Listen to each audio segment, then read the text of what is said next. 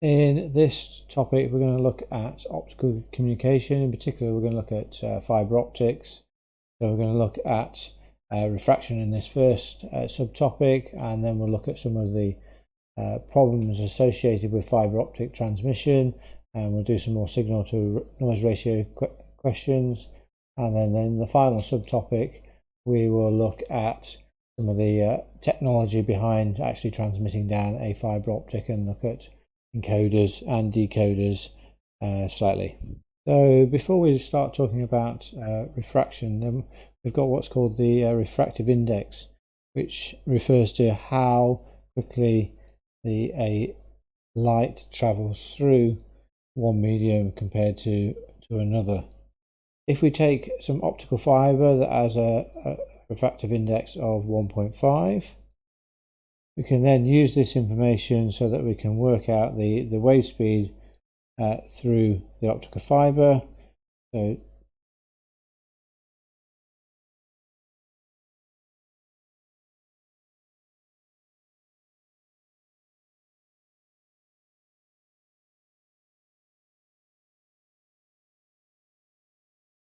gives us 2 times 10 to the 8 meters per second.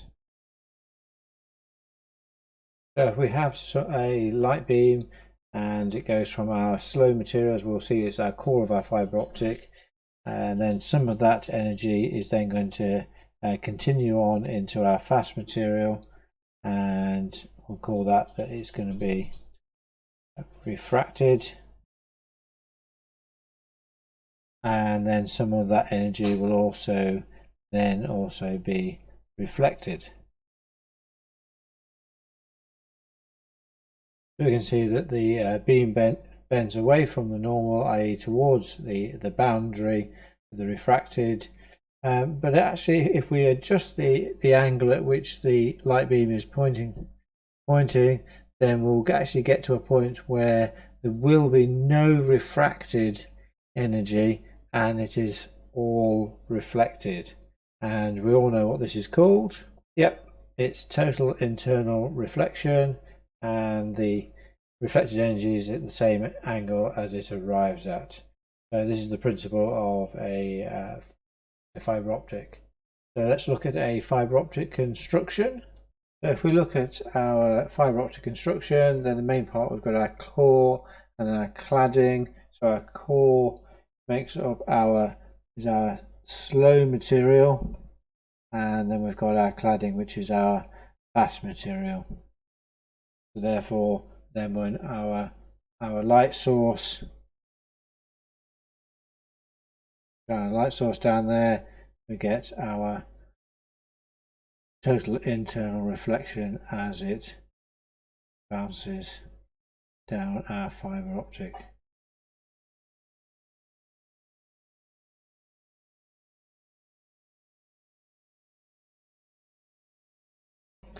Okay, so let's concentrate on the two main types of fiber optic. We've got our single mode and we've got our multi-mode. So our single mode, very good for long distance communication, but there's only one light source, so there's only transmitting down the one channel. But our multi-mode, a lot wider fiber optic, so we can have different light paths, which means we can have different sources, so we can have multiple channels down that fiber optic. But the downside of that is then it is only a short range communication, or shorter range. It's probably a prime time to talk about the advantages and disadvantages of using fiber optic.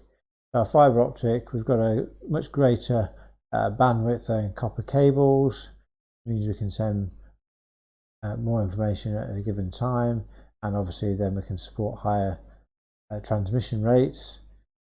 It's immune from electromagnetic radiation, so we haven't got all the worries about interference and noise. Security, very difficult to tap into. If it is, then actually it is easier to detect if somebody is breaking into your fiber optic compared to putting a current clamp around a copper cable. We've got our low loss, so we don't need to have any regenerators or amplifiers on the system. So what do we know that as? Yep, that's attenuation. And then there's also the physical properties of fiber optic. You know, it's lighter, it's thinner, you know, occupy less space, so we can then have more fiber optics within a given area.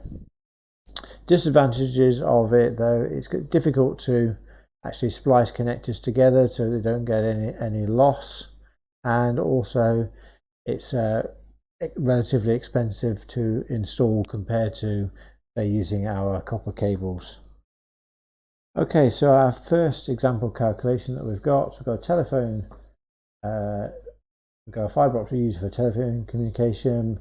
We're using an infrared light source at 75 terahertz. The wave speed within the wave speed of the infrared in the fiber is 1.9 times 10 to the 8 meter per second, and all we need to do is calculate the wavelength of the IR carrier. So if we use wave speed over frequency, then it will give us our wavelength. So our wavelength then is 1.9 times. So our wave speed is 1.9 times 10 to the 8. The frequency 75 terahertz, so times 10 to the 12 gives us 2.5 micrometers. In this example question, we wanted to work out what the bandwidth we've got available, and our wavelength that we're using is 1500 through to 1575 nanometers. So it's a case of performing the calculation twice.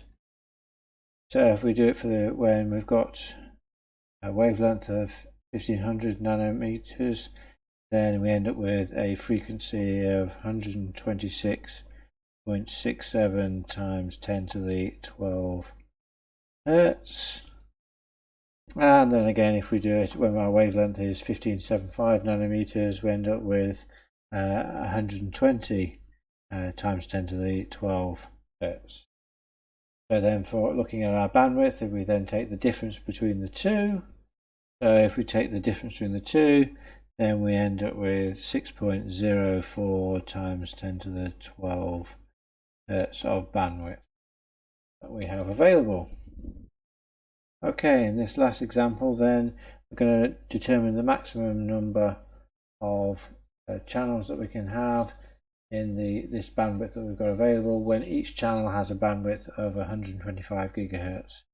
So we can reach for our formula sheet, so the number of channels which we've done in our comms chapter equals available bandwidth over our channel bandwidth. So 6.04 times 10 to the 12 divided by 125 times 10 to the 9 gives us 48.32. So we can have 48 channels.